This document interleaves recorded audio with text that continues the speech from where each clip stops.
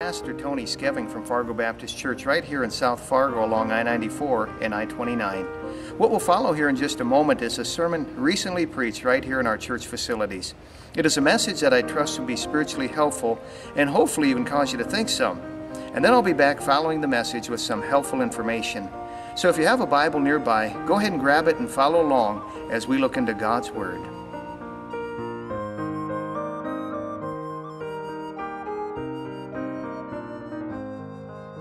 Well, let's take our Bibles, please, at this time and turn back to the Old Testament book of Ecclesiastes and the 6th chapter, Ecclesiastes chapter 6. We have a missionary sent from our church over in Russia. His name is Nikolai. My wife and I, in time, want to be able to go over and visit him and Jamie and the kids. And I've never been to Russia. Been to Europe, but always wanted to go to Russia. And I want to go to Red Square, and I want to go to Lenin's tomb. Lenin died in 1926, and they embalmed the body in a special way and periodically do maintenance on it so that you can still, through a glass coffin, observe it to this day. But it's my understanding that after all these decades, it's quite a bit of wax and quite a bit of paste and quite a bit of paint to kind of keep it looking good, if you know what I mean. You know, as I thought of that, I thought about a lot of people in this world today. As they live, they put on a veneer. You know what I mean by that? And on the outside, things look good, but inside, it's not going so well. And the book of Ecclesiastes is written by a fellow by the name of Solomon, who kind of was putting on his best face in public. I mean, all this gold and all this wealth and all these servants, all this stuff.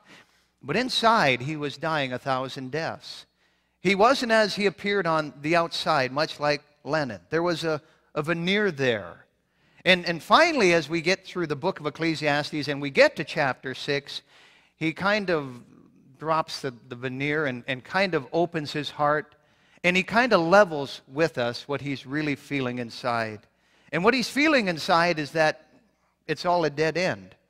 And the life he had tried is a dead end. And the life people are living today is a dead end. So many people. We're going to read the whole chapter here, Ecclesiastes 6. There's only 12 verses. Beginning in verse 1, Solomon says, "There is an evil which I have seen under the sun, and it is common among men. A man to whom God hath given riches, wealth, and honor." Remember those three. "So that he wanteth nothing for his soul of all that he desireth. Yet God giveth him not power to eat thereof, but a stranger eateth it. This is vanity, and it is an evil disease. If a man beget 100 children and live many years, so that the days of his life be many, and his soul be not filled with good, and also that he have no burial, I say that an untimely birth is better than he. For he cometh in with vanity and departeth in darkness, and his name shall be covered with darkness. Moreover, he hath not seen the sun, nor known anything. This hath more rest than the other. Yea, though he live 1,000 years twice told, yet hath he seen no good. Do not all go to one place? All the labor of man is for his mouth, and yet the appetite is not filled. For what hath the wise more than the fool? What hath the poor that knoweth to walk before the living? Better is the sight of the eyes than the wandering of the desire. This is also vanity and vexation of spirit. That which hath been is named already, and it is known that it is man. Neither may he contend with him that is mightier than he. Seeing there be many things that increase vanity, what is man the better? For who knoweth what is good for man in his life, all the days of his vain life, which he spendeth as a shadow? For who can tell a man which shall be after him under the sun?" Now, if I just lost you reading those 12 verses, I wouldn't be surprised. And if at this moment there's question marks just pouring out of your heart and mind, don't worry. You'll understand what he's talking about. He's talking about living a life that's a dead end. And that's what I'd like to talk to you about. Life in a cul-de-sac. I've entitled a message, Life in a Cul-de-sac. Let's pray before we begin. Our Heavenly Father, we ask you, dear Lord, to bless this time in your word. Help us to get this truth down. May it change the way we look at life. May it change the way we live our lives. Father, I just pray now for your will to be done at this hour. And I ask it all now in Jesus' name. Amen. Life in a cul-de-sac. What's a cul-de-sac? Some of you live in them, so you know what they are. Maybe if you don't, or maybe you've heard the expression, you're not sure what it is. It's kind of a road that runs into an area of houses and has a little turnaround in it, but it's really a dead end. There's no outlet. There's no through road through it. And some people are living that kind of a life. Really, it's a dead end. Solomon talks about it through the book of Ecclesiastes, and he talks about life under the sun, meaning this side of God. That expression, under the sun, is found in the book of Ecclesiastes 30 times. He makes reference to the fact that all is vanity. The life lived aside from God is vanity, which means it's empty, it's fruitless, it's worthless. It's vanity. You find that expression 37 times. And then he says it's vexation of spirit 10 times. The word vexation, I think, is only found in the Bible 13 times, and 10 of them are in the book of Ecclesiastes. He said, it vexes my soul. And there are people yet today that are pursuing all the stuff that Solomon pursued and finding that it's vexation of spirit. They're trying sex, they're trying vices, they're trying drugs, they're trying alcohol, they're trying pornography, they're trying sodomy, they're trying money. They're trying it all, and it's leaving them empty. And they could have just read the book of Ecclesiastes. It would have really saved them a lot of trouble. You see, this is Solomon's diary. This is his journal. He's laying open his heart for us. In fact, in a journal, there's normally no fluff. If you keep one, you know it's pretty much straight talk. And we're getting some straight talk from Solomon here. Solomon was conducting an experiment as an incredibly wealthy man, an incredibly wise man, a man wielding power and a scepter, and he had everything going for him, so he thought, I'm going to figure out the purpose of life. I mean, I'm going to go fishing for some answers here. And what he finds is surprising. It is revealing. It is realistic. We've been looking over his shoulder here, reading his journal, and we've seen little snapshots of certain things he was trying and finding out, well, it's a dead end. He said the life, the joker life, the clown life, the be merry life, that's a dead end. In Ecclesiastes 2:1, he said, I said in mine heart, go to now, I will prove thee with mirth. Therefore enjoy pleasure. And behold, this also is vanity.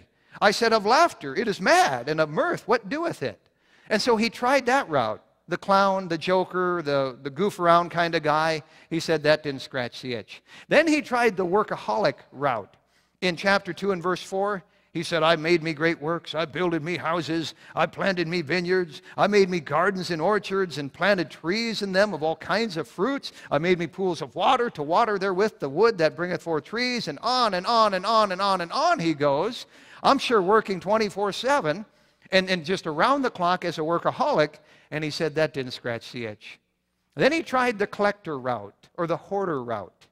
In chapter 2 and verse 7, he said, I got me servants and maidens, and had servants born in my house. Also I had great possessions of great and small cattle above all that were in Jerusalem before me. I gathered me also silver and gold, and the peculiar treasure of kings and of the provinces. I got me men singers and women singers, and the delights of the sons of men, as musical instruments, and on and on and on and on it goes. He tried all this collector stuff, and that didn't scratch that itch. And then he, fourthly, spoke of materialism. And he said, he that loveth silver shall not be satisfied with silver, nor he that loveth abundance with increase. This is also vanity. And we saw that last time in chapter 10 and verse 5 and verse 10.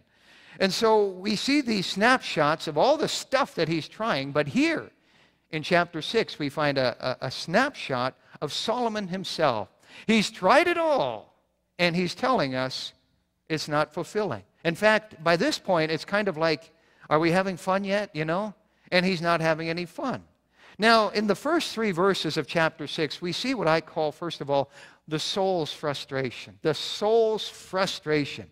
Verse 1, he says, there is an evil which I have seen under the sun, and it is common among men, a man to whom God hath given riches, wealth, and honor, so that he wanteth nothing for his soul of all that he desireth. In other words, he has it all, but his soul isn't satisfied. His soul is empty. His soul is frustrated. You have a soul. We all have a soul. Many years ago, there was a Roman emperor by the name of Hadrian. Hadrian built a lot of stuff over in Europe. I've seen Hadrian's Wall even in England. He was working in Tivoli, I think, toward the end of his life, building about a 750-acre tract of land, developing it, when all of a sudden he realized he was dying. His physician told him, "You don't have long for this world." And he just kind of looked out blankly into space and he said, "Oh, fleeing little soul, where wilt thou go now? Where wilt thou go now?" Here was this busy, busy, busy soul. And he realized when his heart stopped and he took his last breath, that soul was going to be out in eternity. And he said, "Whither wilt thou go now?" We all have a soul. We all have that in common. Solomon says in verse 1, though, there's an evil which I have seen under the sun, and it's common among men. It's common. What is it?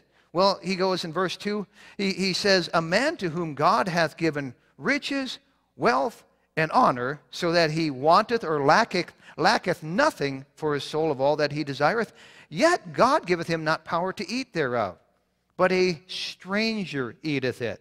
This is a vanity, and it is an evil disease." Now, first of all, in verse 2, I pointed out earlier 3 words. I want you to note them. These 3 words at the beginning are riches, wealth, and honor. Riches, wealth, and honor. Now, where have we heard those 3 words before? Well, there was a time when David, his father, Solomon's father, died, and Solomon ascended to the throne, and he felt so underqualified. He felt like such a rookie. And he said, "I can't do this. I need help." God appeared to him, and he said, "Well, you ask whatever it is you want." Now, what would you say? Kind of like the genie, you know, the rub the lamp thing. Whatever you want, poof, you've got it. Well, we'd probably say, I want $1 billion. To give to missions. We always spiritualize it somehow, don't we? Yeah, right. Well, Solomon could have asked for anything. What did he ask for? We read over in 2 Chronicles 1:11, God said to Solomon, "Because this was in thine heart." What was in his heart? What he asked for? Wisdom. He asked for wisdom. And God said to Solomon, "Because this was in thine heart, and thou hast not asked riches, wealth, or honor, nor the life of thine enemies, neither yet hast thou asked long life, but hast asked wisdom and knowledge for thyself." He said, "Wisdom and knowledge is granted unto thee, and I will give thee," notice those 3 again, "riches and wealth and honor." Solomon here in the book of Ecclesiastes, I think, is talking about himself. Notice again, he said in verse 2, "A man to whom God hath given riches, wealth, and honor." He must be talking about himself. And finding that it does not satisfy. You ever done that? You ever asked somebody a question and you've said, "I have a friend that has this problem," and it's really you. And, "Oh, yeah, a friend, okay." That's kind of what Solomon's doing here. "I'm thinking of a man that asks for riches and wealth and honor," and it's himself. And he's remembering that time in his life decades earlier when God gave him that. Notice in verse 2 again, though. At the end of the verse it says, "Yet God giveth him not power to eat thereof, but a stranger eateth it. This is a vanity, and it is an evil disease." Now notice it says, "Yet God giveth him not the strength or power to eat thereof."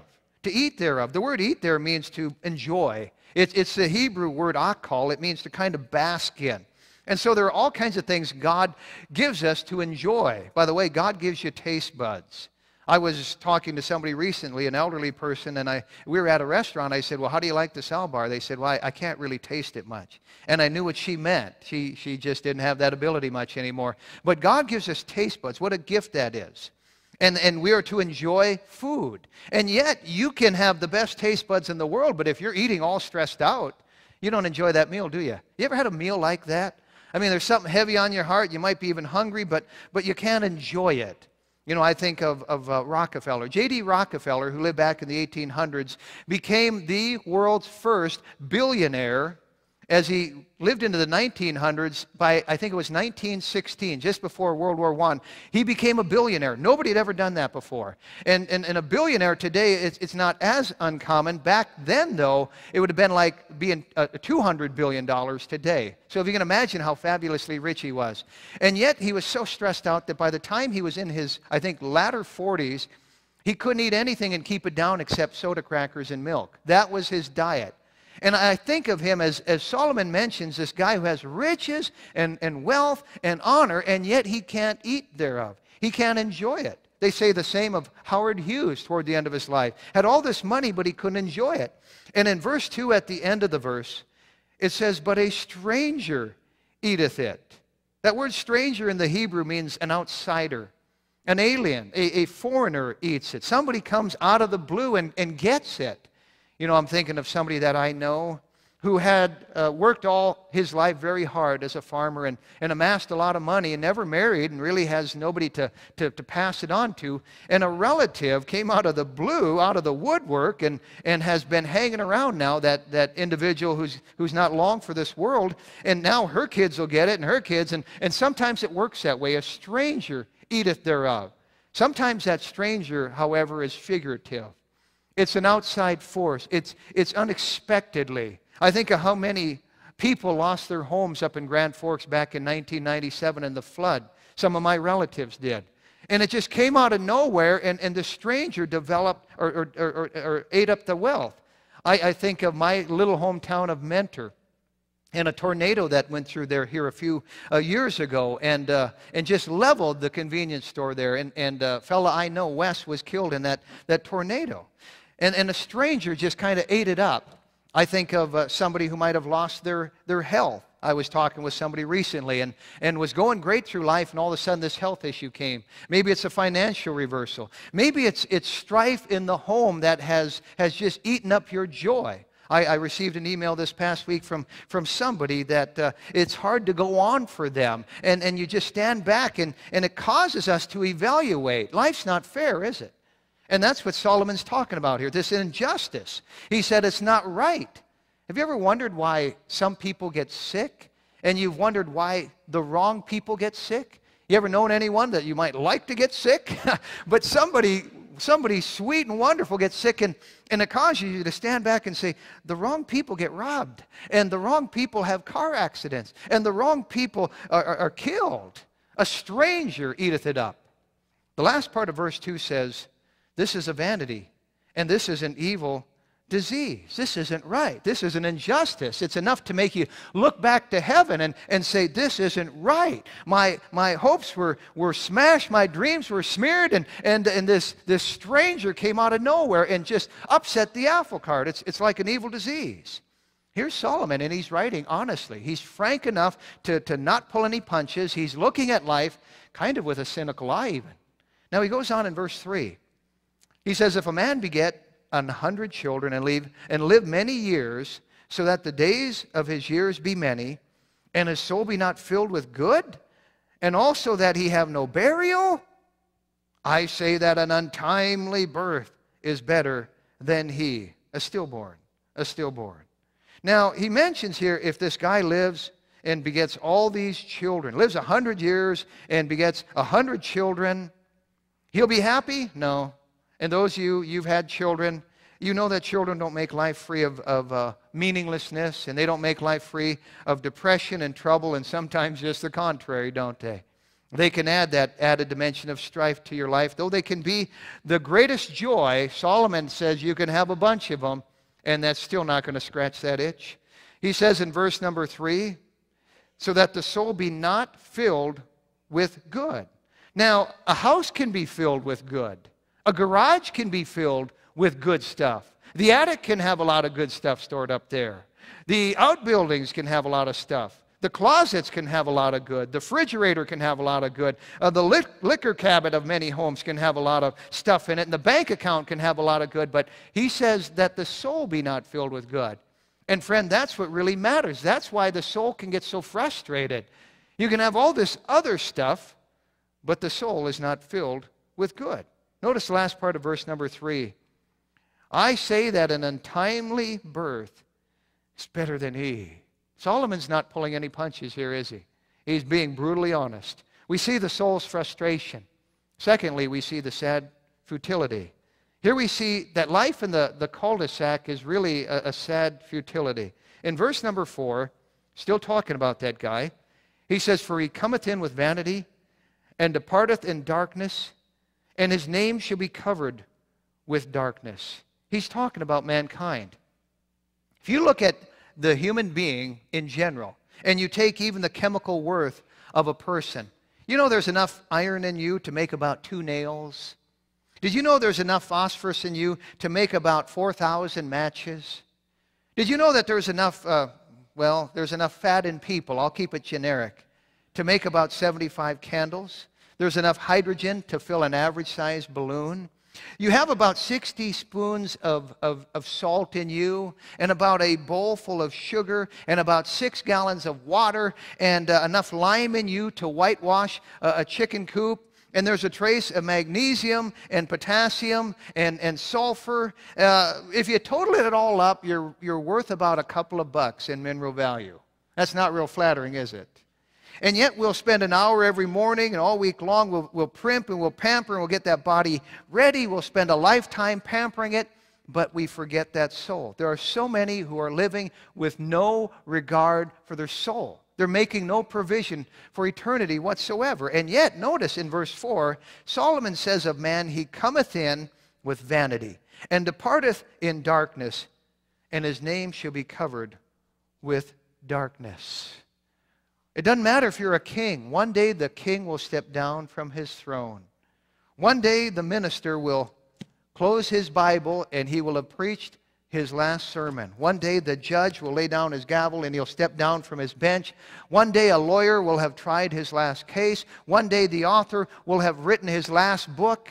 One day the banker will have written his or her last loan. One day the poet will have written his last poem. One day the nurse will have tended to her last patient. One day the lumberjack will have knocked down his last tree. One day the actor will have acted in his last drama. One day the farmer will have plowed his last field. One day the mother will lay down her things, and we'll all lay down our knife and our fork, and we will go out into eternity. And that's what Solomon's talking about here.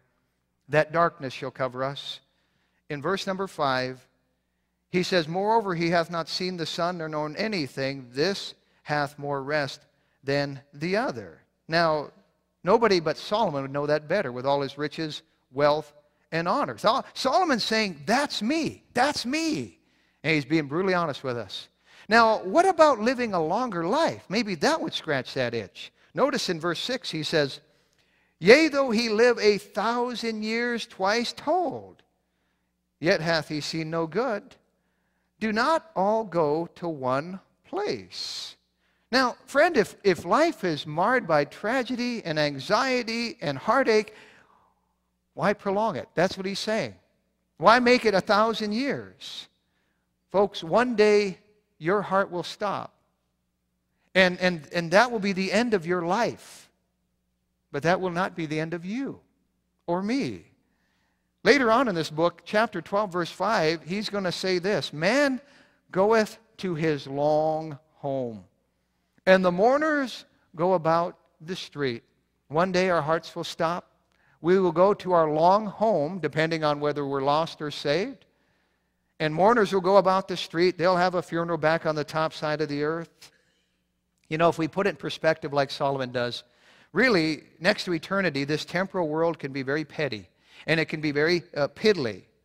And all the trends and all the fashions and all the things that are in vogue and all the things that are chic won't matter one day. What the talking heads who go around the clock talking about all this stuff won't matter one day. The splitting of the hairs won't matter one day. Who won the Super Bowl and who won the World Series and who's going to win the Stanley Cup and who's going to win the Academy Award, none of that's going to matter one day. It's all shallow. And we need to think long term. And we have reminders from Solomon and others to do that. In 1 Corinthians 7:31, it says, and they that use this world as not abusing it, for the fashion of this world passeth away. And it is. God help us to remember that. This world is passing away. Therefore, we're told in 1 Peter 1:17 to pass the time of your sojourning here in fear. That word sojourning simply means your pilgrimage. You're just passing through, and so pass the time of your sojourning here in the fear of the Lord. Well, we've seen the soul's frustration and the sad futility, but thirdly, Solomon talks about this senseless fantasy. This senseless fantasy. He's going to turn it up a notch. He's going to imply that maybe harder work will scratch the itch. Well, notice in verse 7, He says, all the labor of man is for his mouth, and yet the appetite is not satisfied. Now, that word appetite is the Hebrew word nephesh. Nephesh. And it's really talking about not just your stomach, but that part of man that craves. Jesus made reference to it over in the New Testament. In John 7:38, he said, he that believeth on me, as the Scripture hath said, out of his belly shall flow rivers of living water. Now, what's he talking about? A literal river coming out of your stomach? No, he's talking about the part of man that craves, that's always desiring and yearning and seeking and panting after something. And he says, if you believe on him, out of your belly shall flow rivers of living water. It speaks here of an abundance. Having the full life and having all those desires met, he's talking about those appetites. And that's what Solomon's talking about here. All the labor of man is for his mouth, yet the appetite is not full. He's talking about the things people seek after, and it begs the question to all of us, what are we seeking after? What are we searching for? What drives us? In Isaiah 49:4 says, then I said, I have labored in vain, I have spent my strength for naught and in vain. Here's the prophet talking about so many people that waste their time looking for something that does not fulfill them. And Solomon's talking about work. Work can't do it. I'm sorry, you can spend endless hours working. That won't satisfy an empty life, and that won't cure depression. Now, maybe it's an education that'll do it. Maybe a bright mind. Well, we read on in verse 8. Solomon says, for what hath the wise more than the fool? What hath the poor that knoweth to walk before the living? Notice he mentions for what hath the wise more than the fool? He's not covering the grim reality of life. You can be seeking education, you can get a degree, you can have a career, that's all well and fine, but if you're thinking that will finally bring fulfillment, it won't. In verse 9, he mentions, better is the sight of the eyes than the wandering of the desire. Now, let's just stop right there. Better is the sight of the eyes. He's actually addressing all the things that people think will bring them happiness if they could just get this, and they dream about, and this is where I call it the senseless fantasy. He says, better is the sight of the eyes than the wandering of the desire. And what he's saying here is we need to get a latch on reality. We need to come back to the real world. Enough of the fantasy. He's telling us in verse 9, the real thing is better than the dreams. It's kind of like we say a bird in the hand is worth two in the bush. And Solomon, in so many words, he's saying pizza in the mouth is better than filet mignon in your dreams. He says, better is the sight of the eyes than the wandering of the desire. This is also vanity and vexation of spirit. Now, I'm not saying we shouldn't dream. I think there's a place for it. I hope you're a dreamer. I think I'm a dreamer. I think we should dream with God, all right? I think we should attempt great things with God. But Solomon here is talking about the individual who's always dreaming about what could be and what I could have, but they never follow through with it. And so they frustrate others. Others roll their eyes when they talk about their big plans. And he's saying, look, you'd be better off just being content with what you have than this thing you can never have. And if you're married to a dreamer and they don't follow through, you know that frustration. It's possible to have these big plans, but they get you into financial trouble quite often. And so he mentions this senseless fantasy. And then finally, he gets to what I think is the crucial part of the passage, the sovereign factor. Notice in verse 10, he says, that which hath been is named already, and it is known that it is man. Neither may he contend with him that is mightier than he. Now, what's he talking about here? If I could sum up verse 10 in one word, it's sovereignty. Sovereignty. That which hath been or is going to be has already been determined. God knows what's coming, and that we cannot contend with God who is mightier than us. God is sovereign. There's a real struggle in a lot of people's hearts over many events and many things that happen in life because they don't remember God's on the throne. God is in charge. God is in charge. God is in charge. And if you could peek into heaven today, I'll tell you this much. You wouldn't find panic. You wouldn't find the angels wringing their hands and the cherubims freaking out and saying, what are we going to do? No, it's very calm in heaven as we speak. there's a very calm that's settled over heaven because God's always in control. God has never said, oops. God has never had to resort to plan B. God always has a plan, and it's the best plan. You know, as parents, we know that kids can be funny in this area. They think sometimes they have a better plan. Normally it's an easier plan. And they have an easier way. Well, we're like that with God sometimes. We say, God, I got this other plan. I've got this better plan. But God's way is always the best. And that's what verse 10 means at the end, where it says, neither may he, that is us, man, contend with him, God, that is mightier than he, that is us. You see, God is sovereign. We're not. We're made of clay. God is not. And in Isaiah 45 and in verse 9, it says, woe to him that striveth with his maker. Let the potsherd strive with the potsherd of the earth, and shall the clay say to him that fashioneth it, what makest thou? Does the clay say to the potter, what are you making? What are you doing? Why are you making me like this? No, God is that potter. God is sovereign. We're the clay. We need to remember that. Sometimes we forget it, and sometimes we learn it the hard way. There's a guy in the Bible by the name of Nebuchadnezzar, the ruler of Babylon, many years ago, around 600 BC, and he thought he was omniscient and omnipresent and omnipotent. And he was spouting off to God one day, and God turned him into a beast for 7 years. And finally he came to his senses, and he made one of the greatest proclamations in the Bible. In Daniel chapter 4 and in verse number 35, speaking of God, Nebuchadnezzar says, he doeth according to his will in the army of heaven and among the inhabitants of the earth. And none can stay his hand or stop his hand or say unto him, what doest thou? None can say to God, what are you doing? What do you think you're doing? What doest thou? You know, there has been many a person who has uttered that from a bankruptcy court. God, what are you doing? Or after a car accident. God, what are you doing? What doest thou? Or after they learn that they have cancer. God, what doest thou?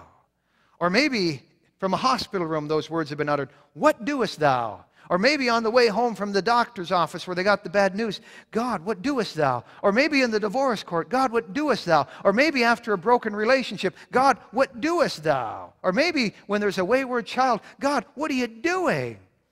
But let me just say unequivocally, there's no accidents with God. No accidents with God. God is sovereign. In fact, Solomon himself is proof of that.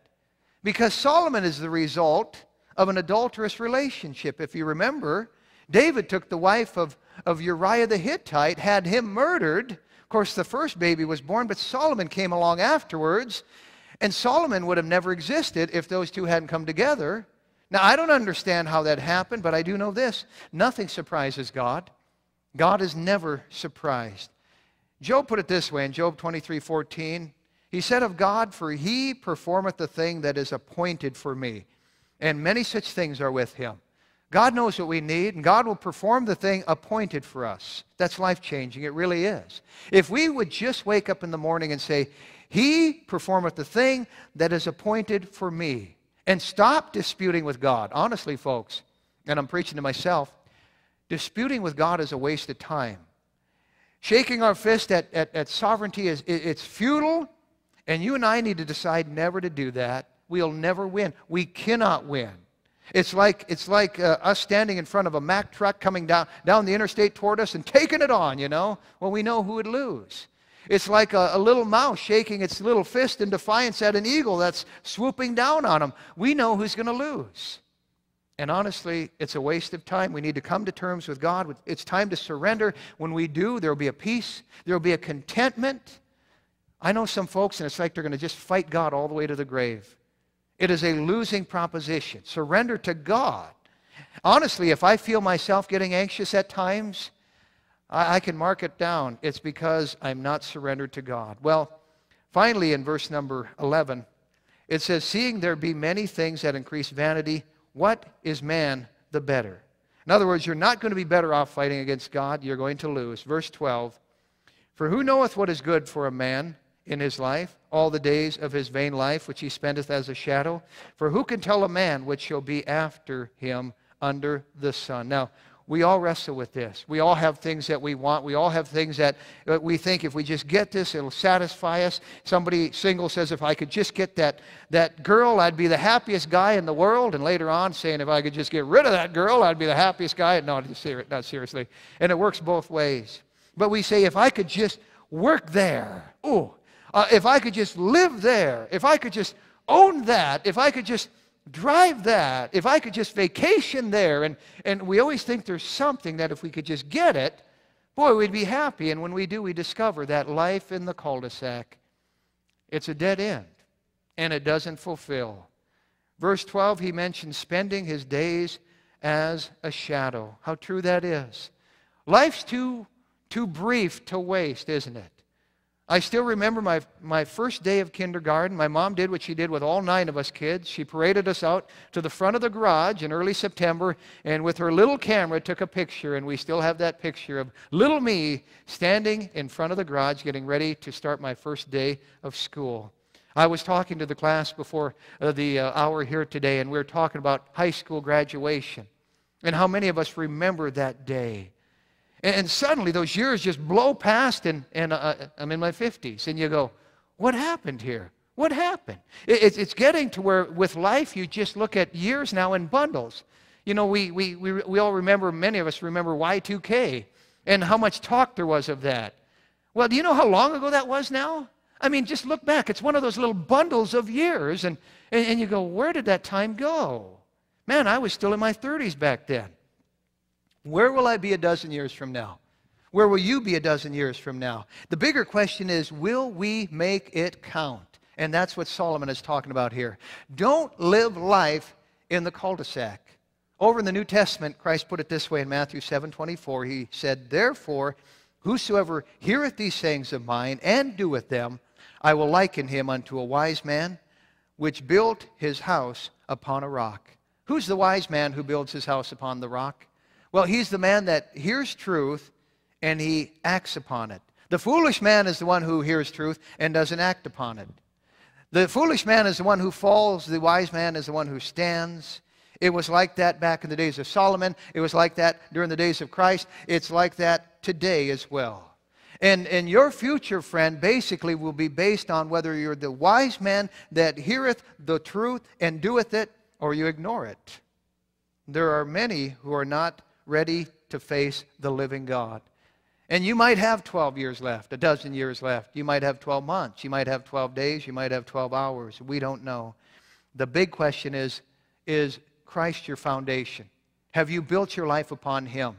Because Solomon's been telling us now for several chapters, everything under the sun, forget it. That's not where it's at. It's got to be beyond the sun. It's got to be that which is eternal. It's got to be that which is invisible. It's got to be that which is not tangible. It's spiritual. It's immaterial. It's God. It's God. Do you know God? Have you had a time in your life where you made the Son of God your Lord and Savior? You called upon Him and you were born again the Bible way. Life in the cul-de-sac is a dead end. But you know, I said at the beginning, the neat thing about a cul-de-sac is it does have a turnaround in it. And if you're living in a cul-de-sac, you can still make that turnaround. We're reminded in 1 John 2:17, the world passeth away, and the lust thereof. But he that doeth the will of God liveth forever. Liveth forever. Decide today to do the will of God. If you're a Christian, are you doing the will of God? If you're not saved today, you've never been born again the Bible way, God's not willing that any should perish, but that all should come to repentance. Don't live your life in the cul-de-sac. Come to Christ today. I hope that you've been blessed or challenged in some way by the message you've just heard. If you have any questions or comments, please feel free to contact me at Fargo Baptist Church, 3303 23rd Avenue South in Fargo. I'd like to also invite you to visit our church sometime in the near future. Our morning worship service is at 10:30, and we also have evening services on Sunday at 6 and Wednesday at 7. You can also call us at 701-232-5500. Join us again next time right here for the Fargo Baptist Church Hour.